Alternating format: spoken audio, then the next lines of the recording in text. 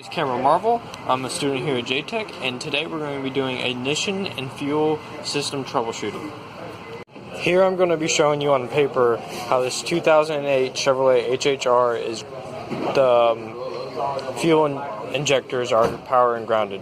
They are powered by this fuse that is hot on all times, and it goes all the way to each fuel injector and is grounded by the ECM. Now every time the ECM is powered and signals to the single injector, it grounds and sends the signal to the injector so the injector can spray. In the fuel injection power supply, you want to back pin it into the injector connector and the power side and then get a good ground. This is with it off, and that's with it on. It's reading high because we currently have the battery charger hooked up. Here we're just doing a standard sound test. We're going to turn the key to the on position to see if the system is primed.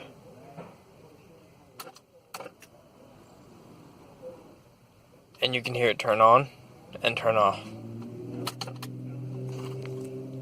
Here we are doing the resistance test at the back of the injector. I have the connectors, you can't really see it, right at the injector, and I have our meter hooked up,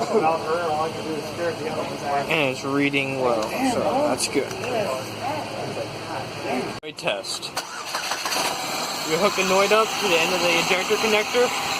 That way you see that it is flashing as it should be, as if the connector is connected to the injector. Here we are doing the fuel pressure check. We have our adapter hooked up to the fuel rail. We turn the ignition on, so you got the system primed, and we're sitting at about 50 psi. Here we are doing the cylinder balance testing.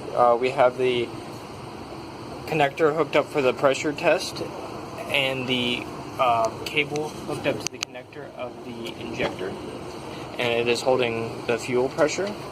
And when we hit this button for our balance test, you'll hear the clicking of the injector firing, and the pressure should go down. And it did. Here we're doing the spark test. We pull the coil out and we put this to a ground, and we're making sure that our coil has enough voltage to make a spark, and we do.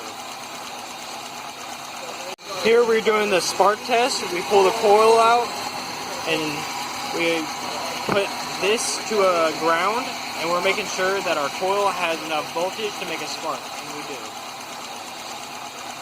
For this coil, we already have it back pinned on the power wire. We have our meter ground, and we touch and it should read almost 12 volts, but we've been draining this battery a little bit, so that's about right. The ground path of the coil, we have it set up already in the ground wire, and it should read next to nothing. Yeah, take a picture of my... Using the oscilloscope to read the coil. Right now the vehicle's off. We have it pinned on the back as well to a decent ground. When we turn the vehicle on, you can see the spikes of when it's firing.